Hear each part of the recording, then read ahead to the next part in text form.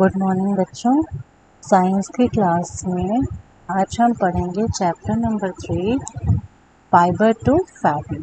ठीक है, इस चैप्टर में हम ये देखेंगे कि हमें एनिमल से कौन कौन से फाइबर्स मिलते हैं। ठीक है, बेसिकली हम क्लास 6 में ये पढ़ चुके हैं कि हम प्लांट से बहुत सारे फाइबर्स मिलते हैं। आपने क्लास 6 में पढ़ा है कि हमें प्लांट से कॉटन प्लांट से कॉटन मिलता है और जूट्स मिलता है। ठीक है, वैसे ही एनिमल से भी हमें बहुत सारे फाइबर्स मिलते हैं। ठीक है, तो आज हम उनके बारे में पढ़ेंगे। Excuse me for the disturbance. Basically animal से जो फाइबर्स ऑब्टेन होते हैं उसमें से जो दो नाम हमारे दिमाग में तुरंत आते हैं वो है एक वूल और दूसरा है सिल्क। ठीक है, वूल जो है वो शीप या याक जो भी ऐसे एनिमल्स हैं जिनके बॉडी पे हेयर होता है ना, ठीक है, उससे ऑब्टेन करते हैं तो उसे वूल कहते हैं। ठीक है, हेयर को हम शीप और याक की बॉडी पे जो हेयर है जिससे वूल निकलता है उसको हम फ्लीस कहेंगे। क्या कहेंगे? फ्लीस। ठीक है, तो फ्लीस क्या हो गया? फ्लीस कुछ नहीं है, वो हेयर है शीप या याक या गोट की बॉडी पे जिससे हमें वूल ऑब्टेन होता है। ठीक है, ऊन मिलता है। समझ में आ गया? नेक्स्ट हमें ये देखते हैं कि हमें कैसे वूल मिलता है। ठीक है, wool comes from sheep goat yak and some other animals. ठीक है, ऐसे जो भी एनिमल्स हैं जिनके बॉडी पे हेयर्स अच्छे खासे होते हैं, ठीक है, उनकी बॉडी के हेयर से ही हमें वूल मिलता है। ठीक है, इसमें से जो मेन एनिमल्स हैं जिनके नाम हमें अक्सर याद रहते हैं वो है शीप गोट और याक। ठीक है, the wool yielding animals bear the hair on their body. ठीक है, अब आप ये सोच रहे होंगे कि इन सभी एनिमल्स की बॉडी पे इतने बड़े बड़े हेयर्स क्यों होते हैं? क्योंकि जो ये हेयर्स होते हैं ना वो बहुत सारी हवा को अपने अंदर ट्रैप कर लेते हैं, फंसा लेते हैं। ठीक है, और आपको पता है कि जो एयर होती है वो हीट की पुअर कंडक्टर है, मतलब एयर में जो है हीट कंडक्ट करने की क्षमता बहुत ही खराब होती है। ठीक है, इसलिए ये उनको गर्मी प्रोवाइड करती है। ठीक है, इसीलिए इन एनिमल्स की बॉडी पे इतने बड़े बड़े हेयर्स होते हैं ताकि वो एयर को ट्रैप कर सकें और फिर एयर उसको जो है उनको वार्म रख सके कोल्ड एनवायरनमेंट में। ठीक है, समझ में आ गया?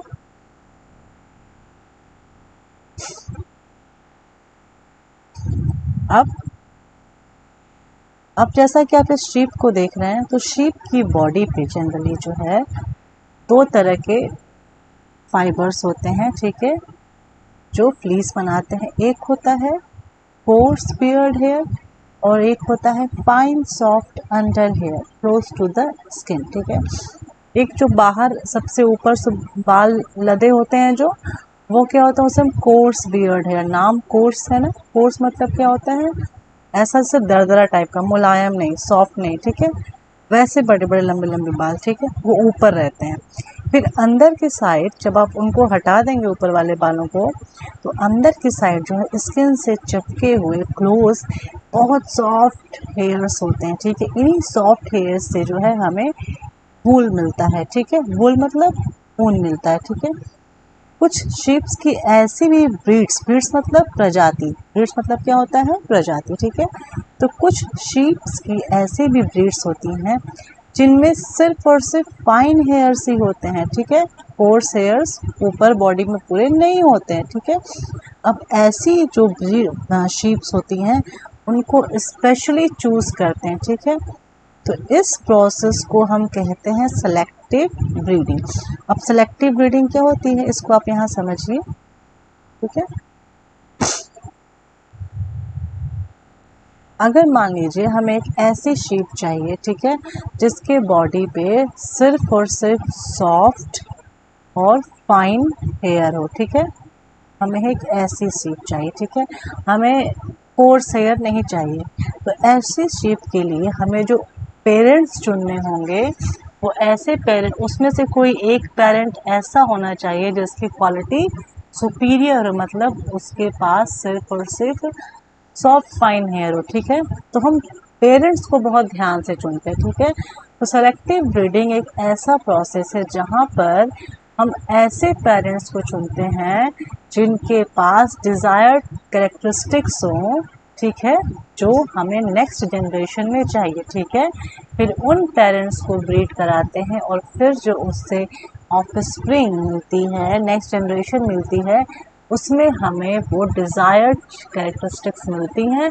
और इस तरह के प्रोसेस को हम सेलेक्टिव ब्रीडिंग कहते हैं, क्योंकि यहाँ पर हम पेरेंट्स को सेलेक्ट कर रहे हैं, चुन रहे हैं और चुन करके फिर उनकी ब्रीडिंग करा रहे हैं। ठीक है, तो हमने यहाँ पे एक शीप ली। ठीक है, एक नॉर्मल शीप और एक शीप ली।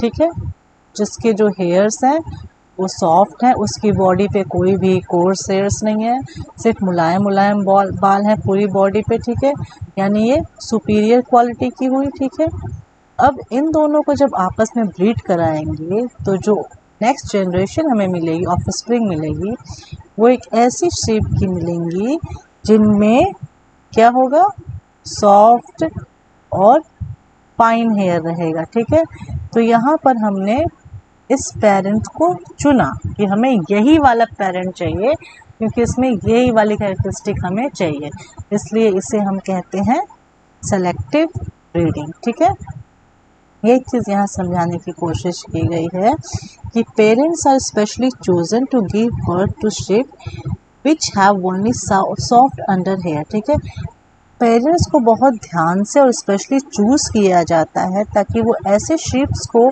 जन्म दें जिनमें सिर्फ और सिर्फ सॉफ्ट अंडर हेयर होते हैं। ठीक है, this process of selecting parents for obtaining special characters in their offspring such as soft underhair in sheep is termed as selective breeding। ठीक है, तो वो प्रोसेस जिसमें पेरेंट्स को स्पेशली सेलेक्ट करते हैं कुछ स्पेशल कैरेक्टरिस्टिक्स को उन ऑफस्प्रिंग्स में ऑब्टेन करने के लिए, उस प्रोसेस को हम कहते हैं सेलेक्टिव ब्रीडिंग। और अगर हम इसके एग्जांपल में शीप का एग्जांपल लें तो अगर हमें शीप में पूरी बॉडी पे सिर्फ और सिर्फ फाइन हेयर्स चाहिए तो हमें एक पेरेंट ऐसा चुनना होगा जिसकी बॉडी पे फाइन हेयर्स हों। ओके, ठीक है, अब यहाँ पर है Several breeds of sheep are found in different parts of our country। हमारी कंट्री के डिफरेंट पार्ट्स में डिफरेंट शीप्स की ब्रीड्स पाई जाती हैं। ठीक है, However, the fleece of sheep is not the only source of wool, though wool commonly available in the market is sheep wool। ठीक है, तो ऊन ऑब्टेन करने का सिर्फ और सिर्फ शीप ही एक ज़रिया नहीं है। हम सिर्फ शीप से ही वूल नहीं ऑब्टेन कर सकते, ऐसे बहुत सारे एनिमल्स हैं शीप के अलावा जहाँ से हम वूल ऑब्टेन कर सकते हैं। हालांकि मार्केट में मेनली हमें शीप के हेयर से बने हुए वूल ही मिलते हैं। ठीक है, यहाँ पर हम देखते हैं मोहैर। ठीक है, mohair is obtain from angora goats found in hilly regions of Jammu and Kashmir. ठीक है, आप यहाँ पर आपके बुक में पिक्चर बनी हुई है, ये देखिए, ये है अंगोरा गोट्स। ठीक है, इनसे जो है ये जम्मू और कश्मीर के पहाड़ी इलाकों में रहती हैं और इनसे हमें मिलता है मोहैर नाम का। ठीक है, समझ में आ गया। Wool is also obtain from goat hair. ठीक है, तो बकरियों के बाल से भी हमें ऊन मिलता है। ठीक है, और जो गोट्स ऐसी होती हैं उनके बॉडी पे बहुत बड़े बड़े बाल होते हैं, वो बेसिकली जो है आपको हिली एरियाज़ में पाई जाती हैं और इनके जो बाल होते हैं, अंडर फर होता है, वो बहुत सॉफ्ट होता है। जैसे आप यहाँ पर कश्मीरी गोट का एग्जांपल ले सकते हैं। जो कश्मीरी गोट्स होती हैं उनके जो स्किन के पास वाले बाल होते हैं जिसे हम अंडर फर कहते हैं, वो बहुत सॉफ्ट होते हैं और इन्हीं बालों से, इन्हीं फ्लीस से जो है फिर हमें फाइन शॉल्स या स्वेटर्स ये सब बुन के मिलता है, और जिसको हम कहते हैं पाशमीना शॉल्स। आप देखते हैं कश्मीर भी जाएंगे कभी, कश्मीरी लोग कपड़ा बेचने आते हैं वुलन, तो आप देखते होंगे बोलते हैं ये पाशमीना की शॉल है, बहुत महंगी मिलती है, बहुत महंगी है। क्यों? क्योंकि वो ऐसे ही कश्मीरी गोट्स के हेयर से बनी है, बहुत फाइन हेयर्स होते हैं, बहुत सॉफ्ट होते हैं और बहुत वार्म रखते हैं, ठीक है, इसलिए ये बहुत महंगी मिलती हैं। और कश्मीरी गोट्स के हेयर से जो चीज़ें वूल निकलता है उसे हम पाशमीना वूल भी कहते हैं, ठीक है। द फर और hair on the body of camels is also used as wool. Camels की बॉडी पे भी हेयर होता है, उससे भी ऊन बनता है। ऐसे ही साउथ अमेरिका में लामा और एल्पैका पाए जाते हैं, जिनकी बॉडी से वूल निकलता है, ठीक है। यहाँ पे देखिए ये लामा है और ये एल्पैका है। ये हमारे यहाँ नहीं पाए जाते, इंडिया में, ये साउथ अमेरिका में पाए जाते हैं। और इनके बॉडी पे देखिए आप कितने बड़े बड़े बाल हैं, और इन्हीं हेयर से जो है वहाँ भी वूल निकलता है। याक के भी बॉडी पे बाल होते हैं, उससे भी हमें वूल प्राप्त होता है, ठीक है, हम ऑब्टेन करते हैं। ओके, नेक्स्ट है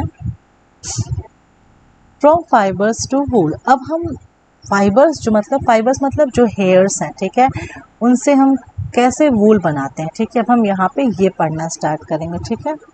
तो वूल को ऑब्टेन करने के लिए सबसे पहला काम क्या है? सबसे पहले आप ऊन कैसे प्राप्त करेंगे? जब तक कि आपके पास आपका एनिमल नहीं रहेगा जिससे हमें ऊन निकालना है, बनाना है, तो हम कैसे ऊन बना सकते हैं? तो सबसे पहला रिक्वायरमेंट है कि हमारे पास वो एनिमल होना चाहिए जिससे हमको फाइबर चाहिए, तभी तो हम ऊन बनाएंगे। तो यहाँ पर एग्जाम्पल लिया गया है शीप का, ठीक है। आप यहाँ पे जो और भी एनिमल्स का एग्जाम्पल रख सकते हैं जिनसे आपको वूल ऑब्टेन करना है। तो इसके लिए शीप्स को रियर मतलब पाला पोषण करते हैं उनका, ठीक है। फिर उनके हेयर को कट किया जाता है और फिर उस हेयर को प्रोसेस करते हैं ताकि उससे वूल बन सके। अब इस पूरे प्रोसेस को हम स्टेप बाय स्टेप पढ़ेंगे। फिलहाल आज हम पढ़ेंगे सिर्फ rearing and breeding of sheeps, ठीक है। शीप्स को कैसे रेयर करते हैं और कैसे उन्हें ब्रीड करते हैं, ठीक है। तो अगर आप कभी जम्मू और कश्मीर या हिमाचल प्रदेश या उत्तरांचल या अरुणाचल प्रदेश या सिक्किम, इन सब हिली एरियाज़ में ट्रैवल करें, या फिर आप हरियाणा, पंजाब, राजस्थान, गुजरात जैसे प्लेन्स इलाके में ट्रैवल करें, तो आप पाएंगे कि बहुत सारे शेफर्ड्स जो हैं अपने शीप्स के पूरे झुंड को लेकर के खेतों में खड़े रहते हैं और वो घास चरती रहती हैं, ठीक है। सभी को पता है कि शीप क्या है? एक हर्बीवोर है। हर्बीवोर मतलब क्या होता है? वो एनिमल्स जो ग्रास, लीव्स या प्लांट्स खाते हैं, ठीक है, वो हर्बीवोर हो गए, ठीक है। इसके अलावा सिर्फ घास और चरने के अलावा जो है ये शीप्स को अलग से भी बहुत सारा न्यूट्रिशन सप्लाई दिया जाता है बाहर से, ठीक है। तो जो भी इन शीप्स को पालते हैं, जो रियरर्स होते हैं, वो इनको घास चराने के अलावा इनको पल्सेस, कॉर्न, ज्वार, ऑयल केक्स जैसे मिक्सचर्स का जो है पूरा बना करके देते हैं ताकि इनको जो है पूरी विटामिन्स और इनकी न्यूट्रिएंट सप्लाई इनको मिलती रहे, ठीक है। विंटर में शीप को अंदर ही रखते हैं और उनको जो है लीव्स, ग्रेन और ड्राई पाउडर देते हैं, ठीक है।